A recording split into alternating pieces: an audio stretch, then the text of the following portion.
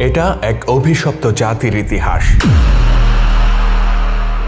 এটা পাপাচারে লিপ্ত এক নগরীর ধ্বংসের ইতিহাস। এটা সত্য আর শুদ্ধ পথের আহ্বানকে প্রত্যাখ্যানকারীদের পরিণতির ইতিহাস। তারা ছিল এক সমৃদ্ধ জাতি। আল্লাহ তাআলা তাদেরকে দিয়েছিলেন উর্বর ভূমি আর অবারিত পানির উৎস। তাদের ছিল ফল ফসলের প্রাচুর্য। সাগরের সীমাহীন সম্পদ রাজিতেও ছিল তাদের অবাধ দখল। প্রকৃতির এই অকৃপণ দান তাদেরকে করে তুলেছিল সমৃদ্ধ, কিন্তু এই সমৃদ্ধির পর তারা নিজেদেরকে অকৃতজ্ঞ হিসেবে প্রমাণ করে। এই প্রাচুর্য তাদেরকে করে তোলে বিপথগামী। তারা তাদের প্রতিপালকের হুকুমকে প্রত্যাখ্যান করে আর পাপাচারে ডুবে যায়। তারা আচ্ছন্ন হয়ে পড়ে আমোদ প্রমোদ আর লালসার মধ্যে। উদ্দাম নৃত্য আর মদ্যপান ছিল তাদের প্রতিদিনকার অভ্যাস। তারা নগ্নতাকে আঁকড়ে ধরে আর অশ্লীলতায় মত্ত হয়ে ওঠে। তারা বিকৃত যৌনাচারে লিপ্ত হয় আর মানব ইতিহাসে প্রথমবার সমকামিতার মতো অশুদ্ধ চর্চার দৃষ্টান্ত স্থাপন করে। অতঃপর তাদের কাছে আসেন একজন সতর্ককারী। তিনি তাদেরকে এই অদৃষ্টপূর্ব পাপের ভয়ানক পরিণতির ব্যাপারে সতর্ক করেন আর শুদ্ধতার পথে ফিরে আসার আহ্বান জানান। তিনি তার সম্প্রদায়কে বলেন, তোমরা এমন এক পাপাচারে লিপ্ত হয়েছ যা আর কোনো জাতি কখনো করেনি। সুতরাং আমি আশঙ্কা করছি তোমাদের উপর আপতিত হবে এমন এক শাস্তি যা ইতিপূর্বে আর কোনো জাতির উপর আপতিত হয়নি। হে আমার সম্প্রদায়, আমি তোমাদের জন্য মনোনীত হয়েছি আর আদিষ্ট হয়েছি তোমাদেরকে সতর্ক করার জন্য। আমার এই আহ্বানের বিনিময়ে আমি তোমাদের নিকট কোনো প্রতিদান চাই না। তোমরা কি আমার এই আহ্বানকে গ্রহণ করবে না? তোমরা কি সেই মহান সত্তাকে ভয় করবে না, যিনি ঊর্ধ্ব জগৎ আর নিম্ন জগতের সমস্ত কিছুর উপর মহাপ্রতাপশালী আর যিনি সীমা লঙ্ঘনকারীদের দমনের ব্যাপারে অতি কঠোর? অভিশপ্ত জাতি আল্লাহ নবীর এই আহ্বানকে সহাস্যে প্রত্যাখ্যান করে। তারা তার সতর্ক বার্তাকে বৃদ্ধাঙ্গুলি দেখিয়ে বলে, আমরা তোমার কাল্পনিক শাস্তির ব্যাপারে বিচলিত নই। তোমার চিৎকার আমাদের কর্ণকুহরে প্রবেশ করবে না আর আমাদের হৃদয়কে এতটুকু বিচলিত করবে না। আমরা সেইভাবেই উদ্দাম জীবনযাপন করব যেভাবে আমরা এতকাল করে এসেছি। আমরা সেইভাবেই রাত্রিকালে এই নগরীকে প্রমোদময় করে তুলব যেভাবে আমরা এতকাল করে এসেছি। আর আমরা সেইভাবেই নিজেদের সকল বাসনা পূর্ণ করব যেভাবে আমরা এতকাল করে এসেছি। তারা তাদের পথ প্রদর্শককে প্রত্যাখ্যান করে। তারা তাকে তাদের পাপের নগরী ছেড়ে যেতে বলে আর তার সাথীদের উপর চড়াও হয়। আর এভাবে তারা অবাধ্যতার সমস্ত সীমা ছাড়িয়ে যায়। অতঃপর আল্লাহ তাআলা তাদেরকে পাওনা বুঝিয়ে দেওয়ার সিদ্ধান্ত নেন। তাদের উপর আপতিত করেন এমন এক শাস্তি যা ছিল তাদেরই দুই হাতের উপার্জন। এক প্রভাতে যখন তারা গভীর নিদ্রায় আচ্ছন্ন ছিল, তখন সবার অলক্ষ্যে আকাশ থেকে নেমে আসে এক প্রজ্বলিত অগ্নিকুণ্ড, আর তা প্রচণ্ড গতিতে আছড়ে পড়ে তাদের পাপের নগরীতে। এক নিমিষে তা ধ্বংস করে দেয় সেই সমৃদ্ধ শহর যার প্রতিটি ইট আর পাথরের সাথে মিশেছিল কলঙ্ক আর পাপাচার। প্রচণ্ড কম্পনে ধসে পড়ে তাদের প্রকাণ্ড প্রতিটি অট্টালিকা, আর মাটির সাথে মিশে যায় তাদের সমস্ত অহংকার। আল্লাহ তাআলা সেদিন কেবল রক্ষা করেছিলেন তার বিশ্বাসী বান্দাদেরকে, আর পাথরে পরিণত করেছিলেন অবিশ্বাসীদেরকে, যদিও তারা ছিল নবী পরিবারের সদস্য। এটা এক সীমা লঙ্ঘনকারী সম্প্রদায়ের ইতিহাস। এটা সমকামিতায় লিপ্ত এক নির্লজ্জ জাতির ইতিহাস। এটা কওমে লুতের বিনাশের ইতিহাস। পয়গম্বর হযরত ইব্রাহিম আলাইহিস সালামের একজন ভ্রাতুষ্পুত্র ছিলেন, নাম লূত ইবনে হারান। তিনি ছিলেন ন্যায়পরায়ণ আর তাকওয়াবান ব্যক্তি। জীবনের অধিকাংশ সময় তিনি চাচা ইব্রাহিম আলাইহিস সালামের সাথেই বসবাস করেন। অতঃপর পরিণত বয়সে আল্লাহ তাআলা তাকে নবুয়তের দায়িত্ব প্রদান করেন আর তাকে নিকটস্থ সাদুম ও গোমরাহ শহরদ্বয়ের অধিবাসীদেরকে হেদায়েতের পথে আহ্বান করার নির্দেশ দেন। সাদুম ও গোমরাহ ছিল জর্দান ও বাইতুল মুকাদ্দাসের মধ্যবর্তী দুটি নগরী। এখানকার জমি ছিল অতি উর্বর আর সমুদ্রের নিকটবর্তী হওয়ায় এখানে বৃষ্টিও হতো প্রচুর। ফলে ফসলে পূর্ণ ছিল এই দুই শহর।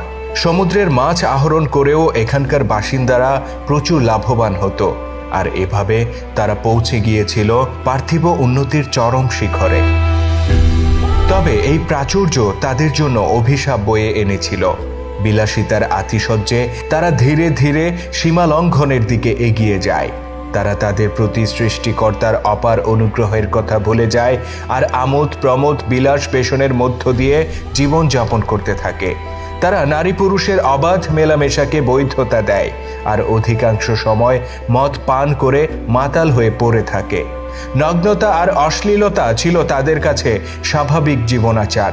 এমনকি তারা সমকামিতার মতো ঘৃণ্য অপকর্মের চর্চা শুরু করে, যা মানব ইতিহাসে তাদের আগে আর কেউ কখনো করেনি। অতঃপর আল্লাহ তাআলা তাদের কাছে সতর্ককারী হিসেবে লূত আলাইহিস সালামকে প্রেরণ করেন। নবী লূত আলাইহিস সালাম তাদের উদ্দেশ্যে বলেন, হে আমার সম্প্রদায়, আমি তোমাদের জন্য আল্লাহ নবী হিসেবে মনোনীত হয়েছি, আর আমি আদিষ্ট হয়েছি তোমাদেরকে সতর্ক করার জন্য। তোমরা এমন এক পাপে লিপ্ত হয়েছ যা অন্য কোনো জাতি আগে কখনো করেনি। অতএব আমি আশঙ্কা করি তোমাদের উপর এমন শাস্তি নেমে আসবে যা ইতিপূর্বে আর কোনো জাতিকে ভোগ করতে হয়নি। আমি তোমাদেরকে আহ্বান করছি, তোমরা আল্লাহ পাকের বিধানের প্রতি নিজেদেরকে সমর্পণ করো আর এই অপকর্ম থেকে ফিরে এসো। আমার এই আহ্বানের বিনিময়ে আমি তোমাদের কাছে কোনো প্রতিদান চাই না। তোমরা যদি এই মহাসত্যের ডাকে সাড়া না দাও, তবে নিশ্চয়ই তোমাদেরকে ভয়ানক পরিণতি ভোগ করতে হবে। আল্লাহ নবীর এই কথা শুনে অহংকারী নগরবাসী তাকে নিয়ে উপহাস করতে শুরু করে। তারা বলে, ওহে লূত, তুমি তো শুদ্ধাচারী, তুমি কেন আমাদের এই পাপের নগরীতে এসেছো? তুমি এই জনপদ ছেড়ে চলে যাও আর কোনো গর্তের মধ্যে নিজেকে লুকিয়ে রাখো। আমাদের এই প্রাচুর্য, এই ধন সম্পদ সবকিছু আমরা নিজেরা অর্জন করেছি। তোমার আল্লাহ আমাদেরকে এসব কিছু দেননি, সুতরাং আমরা তোমার কল্পিত শাস্তির ভয় করি না। এভাবে তারা মুখ ফিরিয়ে নেয়। তথাপি আল্লাহ নবী বারবার তাদেরকে সতর্ক করেন। বছরের পর বছর তিনি তাদেরকে আল্লাহর হুকুমের প্রতি আহ্বান করে যান। তার এই উপর্যুপরি আহ্বানে বিরক্ত হয়ে এক পর্যায়ে নগরবাসী তার উপর নিপীড়ন শুরু করে দেয়। তারা আল্লাহ নবী ও তার প্রতি ঈমান আনয়নকারী মুষ্টিমেয় ব্যক্তিদেরকে নির্যাতন করতে থাকে। অবশেষে লূত আলাইহিস সালাম আল্লাহ পাকের দরবারে নিজের অপারগতা স্বীকার করেন আর এই অবাধ্য কওমের ফয়সালার ভার তার হাতে ছেড়ে দেন। অতঃপর একদিন চাচা ইব্রাহিম আলাইহিস সালামের নিকট কয়েকজন অতিথি আসেন। ইব্রাহিম আলাইহিস সালাম তাদেরকে আপ্যায়ন করার জন্য সুস্বাদু খাবার এগিয়ে দেন। অতিথিরা খাবার গ্রহণে অপারগতা জানালে পয়গম্বর ইব্রাহিম আলাইহিস সালাম বিচলিত হয়ে পড়েন। অতঃপর অতিথিরা নিজেদের পরিচয় দিয়ে বলেন, আপনি বিচলিত হবেন না, আমরা আল্লাহর ফেরেশতা, সুতরাং আমাদের পানাহারের কোনো প্রয়োজন নেই। আমরা এসেছি সেই শহরকে ধ্বংস করে দিতে যেখানে আপনার ভাতিজা বসবাস করেন। এই কথা শুনে নবী ইব্রাহিম আলাইহিস সালাম আরো বেশি বিচলিত হয়ে পড়েন। তখন ফেরেশতারা তাকে আশ্বস্ত করে বলেন, লূত ইবনে হারান সহ বিশ্বাসী বান্দারা অবশ্যই এই গজব থেকে রক্ষা পাবে। অতঃপর এক সন্ধ্যায় সাদুম নগরীতে 3 জন আগন্তুককে দেখা গেল। তারা বয়সে ছিল যুবক আর দেখতে অত্যন্ত সুদর্শন। তাদের কমনীয় চেহারায় দাড়ি গোফের কোনো চিহ্ন ছিল না। শহরে প্রবেশ করে তারা লূত আলাইহিস সালাম এর অনুসন্ধান করেন আর তার গৃহে অতিথি হিসেবে আশ্রয় চান। আল্লাহ নবী আগন্তুকদেরকে সাদরে গ্রহণ করেন।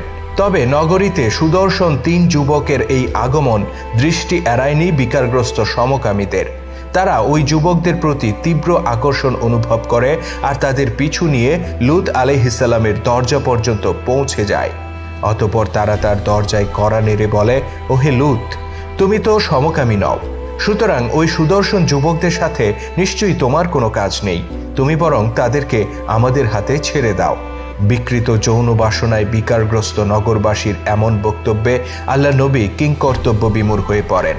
নিরুপায় হয়ে তিনি বলেন, তোমাদের মধ্যে যারা আমার কন্যাদেরকে বিয়ে করতে চাও, আমি তাদেরকে তোমাদের সাথে বিয়ে দিতে রাজি আছি, কিন্তু আমার মেহমানদেরকে আমি তোমাদের লালসার শিকার হতে দিতে পারি না, কেননা তারা আমার আশ্রয় প্রার্থী। বিকারগ্রস্ত মানুষগুলো উত্তর দেয়, ওহে লূত, আমরা তোমার কন্যাদের ব্যাপারে বিন্দুমাত্র আগ্রহী নই।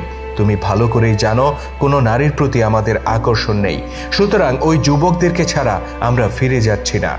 তাদের এমন বক্তব্যে আল্লাহ নবী অতিথিদের সামনে ভীষণ লজ্জিত আর অসহায় অনুভব করেন। অতঃপর আগত অতিথিরা তাকে অভয় প্রদান করেন। তারা বলেন, হে আল্লাহর পয়গম্বর, আপনার কোনো ভয় নেই, কেননা আপনার নিরাপত্তার দায়িত্ব আমাদের কাঁধে। আগন্তুক যুবকেরা তাদের সত্যিকার পরিচয় প্রকাশ করেন।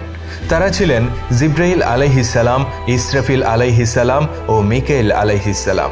আল্লাহর নৈকট্যপ্রাপ্ত ক্ষমতাধর ওই ফেরেশতারা জানান, আমরা এসেছি এই পাপের নগরীকে ধ্বংস করে দিতে। অতঃপর জিব্রাইল আলাইহিসসালাম সামনে এগিয়ে যান আর তার ডানা দিয়ে আঘাত করেন, ফলে সেখানে উপস্থিত সকল পাপাচারী অন্ধ হয়ে যায়। অতঃপর ফেরেশতারা লূত আলাইহিসসালামকে বলেন, রাতের অন্ধকার ফুরিয়ে আসার আগেই আপনি এই নগরী ত্যাগ করুন। ভোরের আলো ফুটে ওঠার সাথে সাথে আমরা একে মাটির সাথে মিশিয়ে দেব। যারা আপনাকে অনুসরণ করবে তারা আল্লাহর ক্রোধ থেকে রক্ষা পাবে।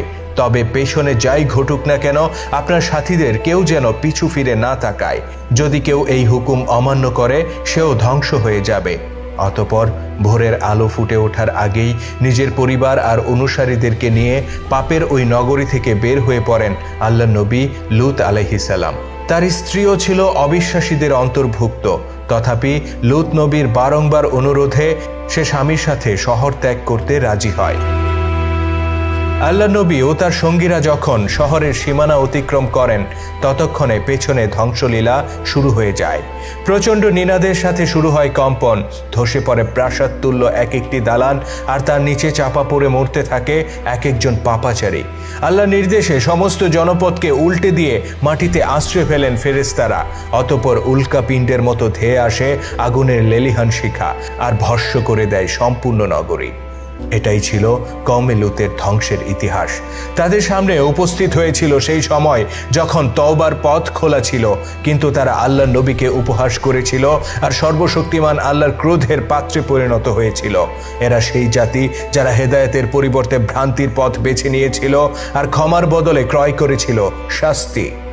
আল্লাহ তাআলা বলেন, অতঃপর যখন আমার আদেশ এলো, তখন আমি নগরগুলোকে ওলট পালট করে দিলাম আর তাদের উপর ক্রমাগত পাথর নিক্ষেপ করলাম। তিনি আরো বলেন, তোমার প্রতিপালকের শাস্তি এমনই, তিনি কোনো জনগোষ্ঠীকে শাস্তি দেন যখন তারা সীমা লঙ্ঘন করে। নিশ্চয়ই তার শাস্তি মর্মন্তুদ আর কঠিন। অপবিত্র ওই নগরীর একজন পাপাচারীকেও ক্ষমা করেননি আল্লাহ তাআলা। এমনকি নিস্তার পায়নি স্বয়ং লূত আলাইহিসসালামের স্ত্রী। নিষেধাজ্ঞা সত্ত্বেও সে পেছনে ফিরে তাকায় আর মুহূর্তের মধ্যে পাথরে পরিণত হয়। সে ছিল নবী পত্নী, অথচ আল্লাহর অনুগ্রহের পথ থেকে বিচ্যুত এক অবাধ্য নারী। কওমে লূতের এই ইতিহাস অজানা নয় কারো কাছে। কেবল কোরআন নয়, ওল্ড টেস্টামেন্ট আর নিউ জেনেসিসের পাতায় পাতায় বর্ণিত আছে অবাধ্য জাতির এই মর্মন্তুদ পরিণতির কথা। মৃতসাগরের তীরে আজও কালের সাক্ষী হয়ে আছে সেই ধ্বংসপ্রাপ্ত নগরীর কিঞ্চিত নিদর্শন। অথচ এই নিদর্শনকে অস্বীকার করে মানবজাতি আবারও সেই পাপাচারে ডুবেছে যে পাপের কারণে কওমে লূতকে ধ্বংস করে দেয়া হয়েছিল। বরং অবাধ্যতার নাফরমানিতে তারা কওমে লূতকেও ছাড়িয়ে গিয়েছে। হয়তো তারা অপেক্ষা করছে আরেকটি বিনাশের জন্য, হয়তো তারা প্রহর গুনছে আরেকটি নিদানকালের জন্য।